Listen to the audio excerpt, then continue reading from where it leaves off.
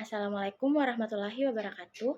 Halo semuanya, perkenalkan saya Tira Afni Rizky Lestari dengan NIM 60701213000003 dari kelas 4701. Pada video ini saya akan menjelaskan hasil pengerjaan dari jawaban saya pada asesmen 2 mata kuliah dasar ilmu data. Topik yang diangkat adalah prediksi kemungkinan kambuhnya kanker payudara menggunakan algoritma machine learning untuk klasifikasi. Saya akan membahas proses pengerjaan mulai dari pre-processing data, resampling untuk mengatasi data tidak seimbang, hingga perbandingan 3 metode machine learning untuk menentukan model terbaik. Pada bagian awal notebook ini dilakukan proses import library yang diperlukan untuk analisis data dan pembuatan model machine learning. Library seperti NumPy dan Pandas digunakan untuk pengolahan data, sedangkan Matplotlib, PyPlot, dan Seaborn digunakan untuk visualisasi data. Selanjutnya, beberapa modul dari scikit-learn diimpor untuk kebutuhan pre-processing, seperti min-max scalar dan standard scalar, serta untuk pembagian data, train, test, split, dan pencarian parameter terbaik melalui grid search CV dan randomized search CV. Algoritma machine learning yang digunakan mencakup KNN, decision tree, dan support vector machine atau SVM yang masing-masing diimpor dari sklearn. Untuk mengevaluasi performa model, digunakan classification report dari sklearn matrix. Terakhir, digunakan proses mounting Google Drive agar notebook dapat mengakses file dataset yang disimpan di folder dataset ilmu data, yang kemudian diatur sebagai direktori kerja dengan perintah %cd. Bagian ini merupakan langkah persiapan penting sebelum memulai analisis dan pembangunan model klasifikasi. Nah, pada bagian kode ini dilakukan proses loading dataset dari file CSV yang bernama Breast Cancer CSV yang berada di dalam folder assessment Breast pada Google Drive pengguna. File tersebut dibaca menggunakan fungsi read CSV dari library Pandas dan disimpan dalam variabel df. Setelah itu, variabel df ditampilkan untuk melihat isi dari dataset. Dataset ini terdiri dari 286 baris dan 10 kolom, dengan informasi seperti kelas, target, label yang menunjukkan apakah kanker kambuh atau tidak. Age, menopause, tumor size, ENV nodes, node caps, decmelic, breast squat, dan irradiate. Setiap baris merepresentasikan satu data pasien dengan berbagai atribut medis yang akan digunakan dalam proses klasifikasi. Nah, kode ini merupakan implementasi metode pendekatan pertama dalam klasifikasi, yaitu menggunakan algoritma KNN untuk memprediksi apakah kanker payudara kambuh atau tidak. Pertama, dilakukan encoding terhadap data kategorikal menggunakan label encoder. Kemudian data dipisahkan menjadi fitur X dan target Y. Selanjutnya, fitur distandarkan menggunakan standar scalar. Lalu dilakukan resampling dengan teknik smooth untuk menangani ketidakseimbangan kelas. Setelah itu, data hasil smooth di-scaling kembali, lalu dibagi menjadi data latih dan uji menggunakan stratified shuffle split agar distribusi label tetap seimbang. Model KNN kemudian ditunning menggunakan grid search CV untuk mencari nilai N neighbors terbaik.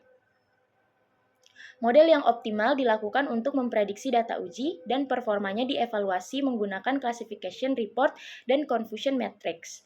Berdasarkan output yang ditampilkan, nilai N neighbors terbaik adalah 3 dan model menunjukkan hasil akurasi, presisi, recall, dan F1 score yang dapat digunakan untuk menilai efektivitas klasifikasi dalam mendeteksi kekambuhan kanker payudara. Nah, selanjutnya kode pada pendekatan kedua ini menggunakan algoritma decision tree untuk memprediksi kekambuhan kanker payudara.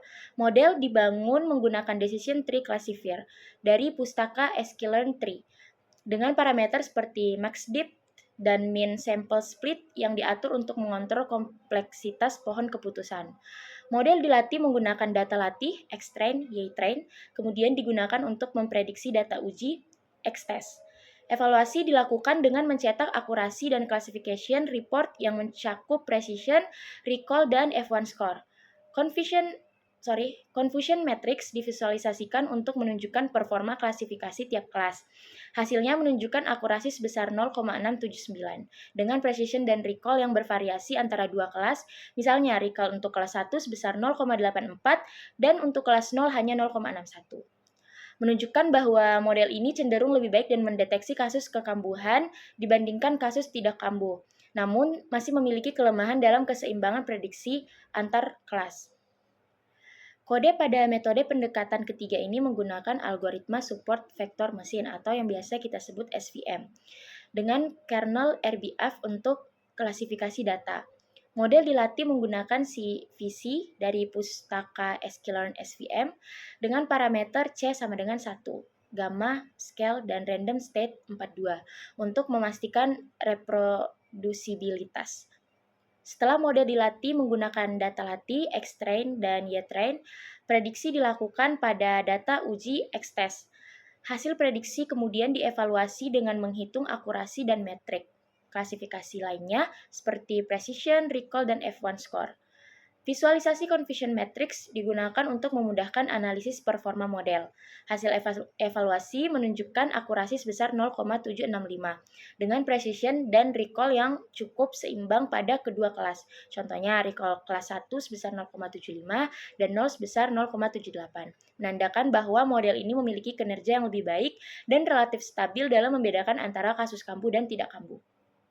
Kesimpulan dari hasil percobaan 3 metode klasifikasi menunjukkan bahwa metode KNN memberikan hasil terbaik karena telah menerapkan teknik penyeimbangan data menggunakan smooth, pengaturan skala data yang tepat, serta optimasi parameter melalui grid search, sehingga menghasilkan performa yang lebih akurat dan seimbang. Sementara itu, metode decision tree menunjukkan performa yang cukup baik, namun belum optimal karena tidak menggunakan teknik penyeimbangan data maupun pengaturan parameter yang sesuai, sehingga kurang efektif dalam menangani data yang tidak seimbang. Nah, metode support vector machine atau SVM juga belum bekerja secara maksimal karena belum dilakukan penyeimbangan data serta tanding parameter yang menyebabkan hasil klasifikasinya kurang optimal, terutama dalam kasus data yang memiliki distribusi kelas tidak seimbang.